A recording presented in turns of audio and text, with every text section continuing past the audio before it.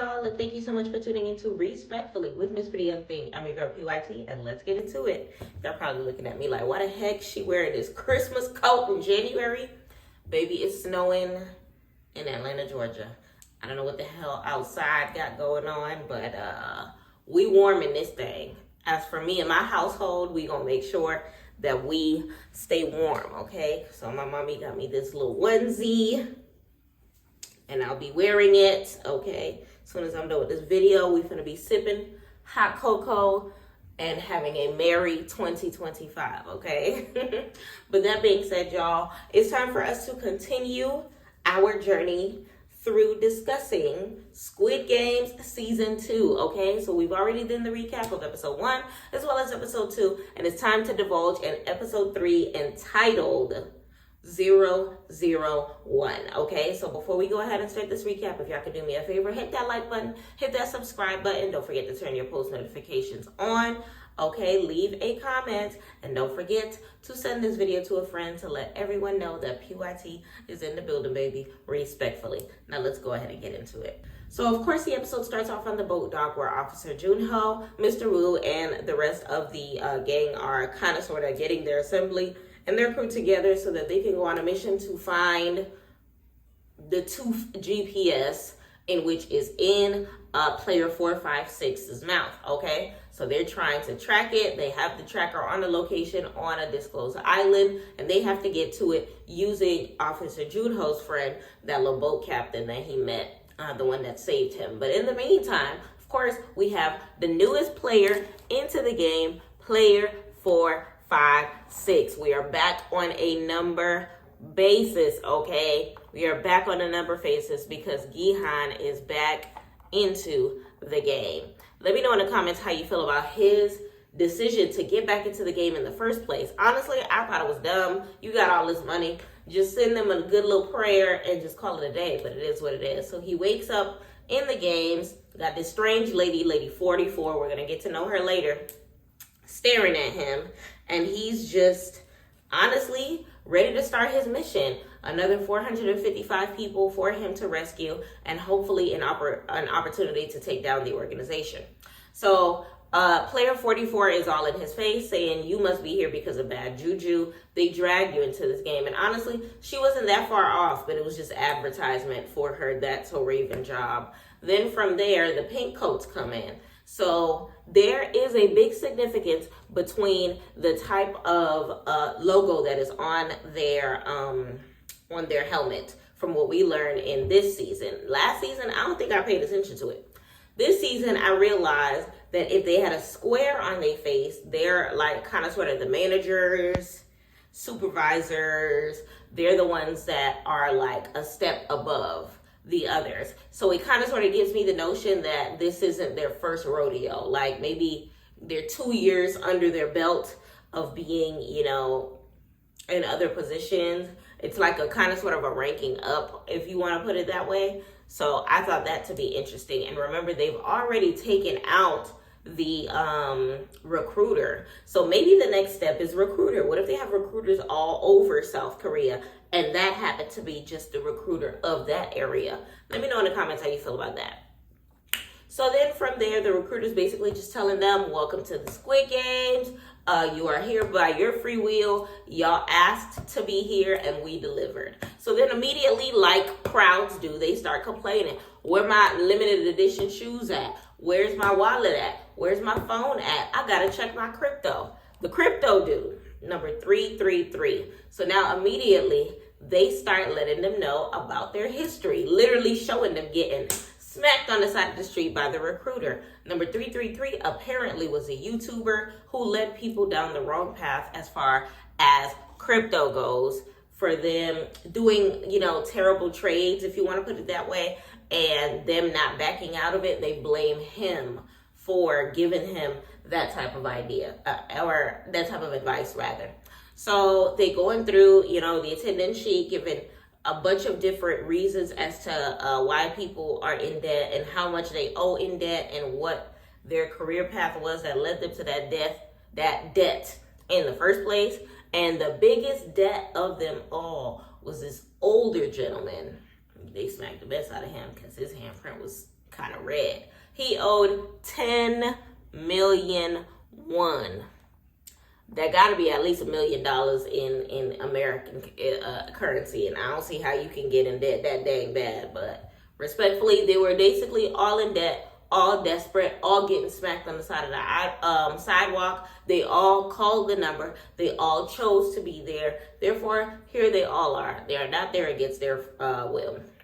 So now we back up into what the soldiers as well as Officer Junho are doing, and they are on the hunt still, okay? So they're tracking the GPS, and it's showing that player 456 is on this undisclosed island that they have yet to visit. So they're going to go check it out. In the meantime, they're basically letting them know there's 456 of you here. All of y'all have basically $1 million on your head. And each game that we play, people are going to get eliminated. This little piggy bank going to fill up. And whoever makes it through all 6 games within this week wins the money and splits it evenly amongst all of the winners. So, of course, Gihan already knows the vibe. He already knows what's going on. Player 456, he's in it, not for the winning of it, but to kind of sort of get everything together. But this time around, they've kind of sort of changed the stakes. This time around, Gihan has an opportunity to actually put in a vote after every single game. So they have an opportunity to change their minds, take whatever earnings that they've gotten, split it evenly amongst everybody, and just dip so the most people can survive in the circumstance. This is actually an interesting way that they did it, but you already know this is a bunch of mind games, so you'll see how it goes soon. So honestly, you already see that Gihan has a plan that he is putting into his head as far as the voting system goes, and the leader is on to him when it comes to it. So we'll see. So then from there, a lot of them are realizing that they actually know each other from their regular lives. So we have this one young man, I think his number was 207. His mother was actually there. She was trying to come up with the money to help his stupid self get out of his debt. So apparently he was on a gambling streak. He was losing, he was in debt. And being the mama's boy that he is, his mother kind of sort of sacrificed her own life in being there and trying to do the game so that she can help her son get out of the debt. So they're both in the position. And so they are all asked to basically form single file lines or whatever the case may be so that they can sign off on permission slips / contracts, if you want to put it that way, that divulge down all the rules and kind of sort of let them know, if you sign here, then you got to stick up to the games unless we are voted the other direction. So, of course, other people are kind of sort of recognizing each other as well. So we have player 333. 333 is a player who had the crypto YouTube site. He is recognized immediately by players 230 and players 124. So player 230, the purple hair character. He is a very interesting character. Why? Because he is a hip hop sensation in South Korea or whatever the case may be. And he actually watched those YouTube channels, which led him to losing millions of won. Okay? Player 124 actually is a fan of player 230, and he also lost several million won due to the bad investments by the advice given by player 230 or whatever the case may be. So from there, they're basically threatening him, you better win, and you better win good so that we can take your money. So then from there, of course, they're in the single file line, all signing off on the contract. And of course, player 456 signs on the dotted line because he is in it so that he can try to save as many people as possible and take down the front man at the top, okay? All right, so back at the boat, okay? So they're getting closer and closer to this location that they're assuming that they are going to find the Squid Games as well as, everything that's happening. So then by the time they're done filling out their contracts, they're all lining up to take their identification pictures, and then the games are set to begin. So, of course, everyone's taking their pictures, not knowing, the context of said games, thinking that it's all demure, all cutesy, all glamour. And it's very interesting because remember player 456 in season 1, he took a picture just like them, smiling, happy, and he has a whole new personality now. Like, he is dark. He is not who he used to be because of everything that he's been through since the first season, okay?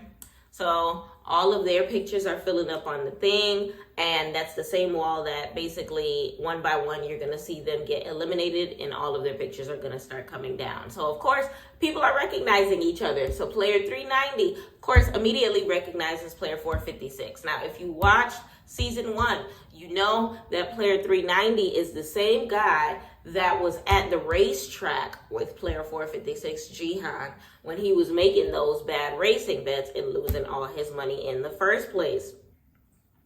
Okay, it is the same person that Jihan ended up asking for money from, who did not loan him money, and apparently he's down on his luck as well because he's here playing the Squid Games as well. They do a little bit of catch up. He finds out that his wife divorced him, and basically they in the same position money wise. They both, well, Jihan ain't in a bad position, but we'll talk about that later. So that being said, the people are in the island that they assuming that the Squid Games are happening at, because they are finding the GPS location to be docked up on the beach of this undisclosed island. So of course they're sending the drone to kind of sort of check it out, see if they see any movement, see if they see anything weird, or see anything that will kind of sort of help them on their journey to getting to where they're supposed to be at. All the while, the Squid Games are happening, okay? So you see a big area open up, and what is the area? Of course, our coveted game, the same game that they started off with in the first season. Red light, green light, okay? So of course, 456 is very familiar with this. The other ones are kind of sort of lollygagging, joking around. Player 230 trying to holler at player 196, all while the little girl doll as well as 2 soldiers are on the back end, and them not even realizing that there are snipers on deck ready to take them out if they do not play red light, green light correctly, all right? So we already know how this goes. If you move, you are eliminated. How you are eliminated, they are soon to find out. So on the other end, you have a detective as well as Mr. Wu, who is finding a fisherman on the end of the deck, but no player 456. So they're kind of sort of patting him down, trying to figure out why the GPS location is showing that it's on him. Come to find out, the GPS is not in the tooth in his mouth. They find it in a bait box with the fisherman that he said was given to him by another fisherman. So now they have no idea where Gihan is, aka player 456, and they're running a dummy mission at this point in time. And of course, player 456 also checks his tooth to make sure that he is set and ready to go, only to realize that the GPS chip is no longer in his tooth. So he's literally effed up by himself, not knowing what to do in this predicament. And honestly, it was looking like it was a tough position to be in. So immediately he kind of sort of gets himself into position. So while Mr. Wu is letting Detective Junho know that we were led astray and we're in a dead area, of course, in the games, the front man is kind of sort of keeping an eye on the circumstance. Of course, he knows player 456 is back for the second time, and they got to closely monitor him. So in this case, player 456 is kind of sort of trying to lead as many people as he can to the promised land, is giving Moses, okay, we got to make it across denial, all right? And a lot of them weren't understanding where he was coming from when he was saying, we will die if we don't make it across. So a lot of them were laughing. A lot of them were just like, what the heck is this man talking about? We gonna die playing red light, green light. This is a child's game. How can I die playing red light, green light?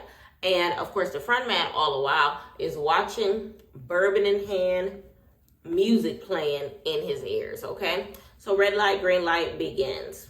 He's telling them, you know, to stop accordingly, to run accordingly, to stop accordingly, to run accordingly, just like how he remembers the game was 3 years ago when he played it last time. So, of course, the cameras are kind of sort of darting in the eyes of the doll just for it to realize that everyone is actually winning the game this time. So they go a good maybe 3 runs and everyone is in the clear. No one is moving. Everyone is frozen solid, okay? It looks like the plan is actually working until a bee flies across the arena, I guess you can call it, and lands on the neck of one of the players. Of course, it's a little girl.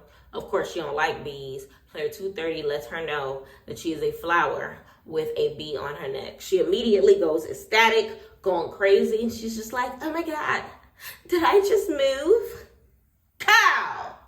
Taking the freak out. First player down, okay? Child. And then from there, it just goes into a frenzy. So essentially, player 456 is telling them, don't move. Everything will be fine. Do not look back at the body. And of course, there's going to be one person that's not going to listen to the rules. She immediately yells. She immediately tries to run. She immediately gets taken, snatched, and everyone immediately starts running. People are like losing lives left and right, trying to escape, not knowing which way to go or which way to hide, not knowing what's going on. And the plan is kind of sort of starting to fall apart because these people are not listening. Like he said, stand still. Y'all have one job, and that one job was to stay where you are. So now one of the snipers on the roof is Sister Soldier. Okay, so Sister Soldier, aka Kang, is on the roof, and she's actually one of the snipers. Remember, she was the one who was working at the carnival or whatever the case may be. So this time around, 456 gets everyone in a straight line, and he's kind of sort of covering his mouth while telling them tallest in the front, shortest in the back, so that we can get as many people to go as possible. While that game is happening, Kang, aka Sister Soldier, recognizes player 246. Player 246 is actually the father of the little girl who is in the hospital, the one with the strawberry hat. So we're going to see how that goes with player 246, okay? So they're all actually doing a great job making it in a straight line, going, you know, according to plan and things of that nature. But unfortunately, that purple hair dude, player, I think it was 236 or something like that, pushes the people in front of him. Pow! 3 people eliminated, all by the doing of his weirdness. By that time, he already had took some happy pills. So he was real happy, if you know what I mean.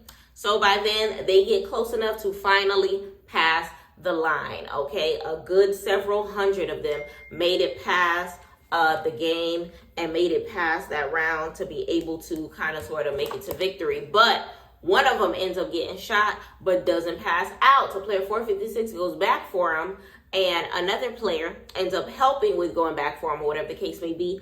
And if it wasn't for them, child, they would have got eliminated. So they froze it solid. Once they green light, they bring him across. But guess what? Kang, aka Sister Soldier, is not playing no games. He was out. So they took him out, okay? So honestly, it is what it is. So then immediately you recognize that the shape on her helmet is a triangle. So triangle signifies sniper, okay? So now we know that the square means like superior rank, and triangle means sniper rank, okay? So then from there, they're keeping an eye on her. All the while, Officer Junho is kind of sort of trying to figure out how we can go about the mission now, because we don't know where he at all. So they got to go back inside and try again another day. So now 365 players have survived. All right. So of the 365 players, they have that many times $1,000,001 in money. Okay. And honestly, at this point in time, they are just like nervous. They want to go home. They're begging, pleading on their knees to get released. And basically, the squarehead soldiers, aka the managers, I guess you can say, are letting them know, yeah, we can let you go, but let's first discuss how much money that we've collected. So 365, was it trillion? Something like that. 365 trillion won have been collected, which means that'll be split evenly amongst y'all. Unless y'all, if y'all want to leave. If you don't, then more money will collect on all y'all heads, and more money will go towards the next party. So vote X if you want to leave.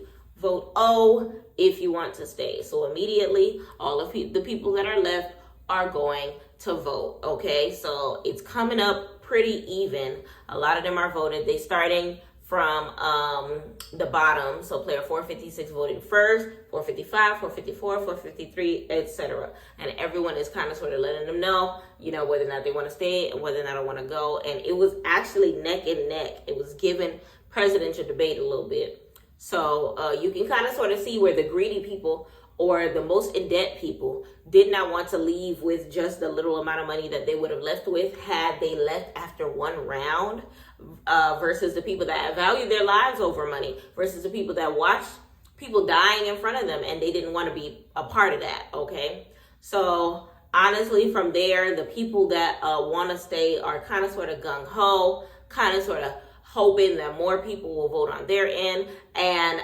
immediately player 456 is just like, yo, like, we have to think about this, think about this, think about this. And the soldiers are just like, no more interruptions towards this. Okay, so now at this point in time, there are 181 people even. X for who wants to go, O for who wants to stay. Player 1, player 001, the name of the episode, is the last vote in, which means they are the deciding vote from whether or not we are going to continue the game or whether or not we are going to stop the game. They go up to the thing. Which one do you think they're going to select? Bam. They select O. They choose to stay, which means we have to go on to another game. All right, so it ends up being 182 votes to 183. Okay, so of course, you know what that means. Y'all rest up. We got another game to play tomorrow. Okay, so immediately, of course, player 456 is extremely upset about this. He's extremely distraught. And then we finally get to face player 001. Do you recognize player 001? Let me know in the comments whether or not you recognize player 001. Let me know how you feel like it ends up going from there if you haven't already seen it.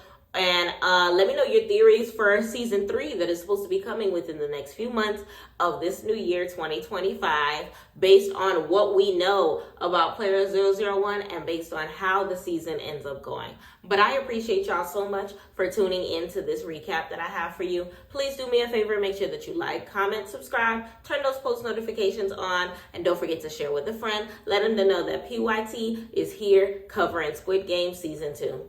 I really appreciate y'all for tuning in. And until next time, y'all, next video, we talking about episode 4. And thank you so much for watching PYT TV. Wow. Respectfully.